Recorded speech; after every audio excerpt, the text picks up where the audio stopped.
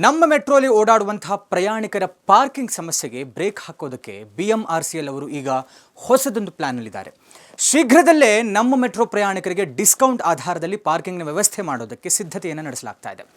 Metro ಪ್ರಯಾಣಿಕರು ಮತ್ತು ಇನ್ನಿತರರು ನಗರದ ಹಲವು ಮೆಟ್ರೋ ಸ್ಟೇಷನ್ಗಳ ಬಳಿ ಎಲ್ಲೆಂದರಲ್ಲಿ ಗಾಡಿಗಳನ್ನು ಪಾರ್ಕ್ ಮಾಡ್ತಾ ಇರೋದಕ್ಕೆ ಹಲವಾರು ಸಮಸ್ಯೆಗಳು ಎಡೆ ಮಾಡಿಕೊಡ್ತಾ ಇದೆ.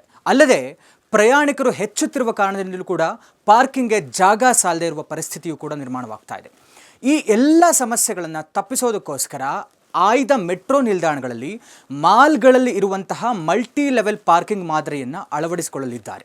ಅದರಂತೆ ಮಷಿನರಿಗಳನ್ನು ಬಳಸಿ ಇದನ್ನು ಮೊದಲಿಗೆ KR ಪುರಂ ಮತ್ತು ಮೆಜೆಸ್ಟಿಕ್ ಮೆಟ್ರೋ ನಿಲ್ದಾಣಗಳಲ್ಲಿ ಕಾರ್ಯರೂಪಕ್ಕೆ ತರೋದಕ್ಕೆ ಮುಂದಿನ ದಿನಗಳಲ್ಲಿ ಹಂತ ಹಂತವಾಗಿ ಬೇರೆ ಮೆಟ್ರೋ ನಿಲ್ದಾಣಗಳಲ್ಲಿ ಮಲ್ಟಿ ಲೆವೆಲ್ ಪಾರ್ಕಿಂಗನ್ನು ಅಳವಡಿಸಲಿದ್ದಾರೆ. ಈ ಒಂದು ಯೋಜನೆಯಲ್ಲಿ ಮೆಟ್ರೋ ಪ್ರಯಾಣಿಕರಿಗೆ ಪಾರ್ಕಿಂಗ್ಗೆ ಡಿಸ್ಕೌಂಟ್ ಆಧಾರದಲ್ಲಿ ಅನುಕೂಲ ಕೂಡ ಮಾಡಿಕೊಳ್ಳಲಿದ್ದಾರೆ.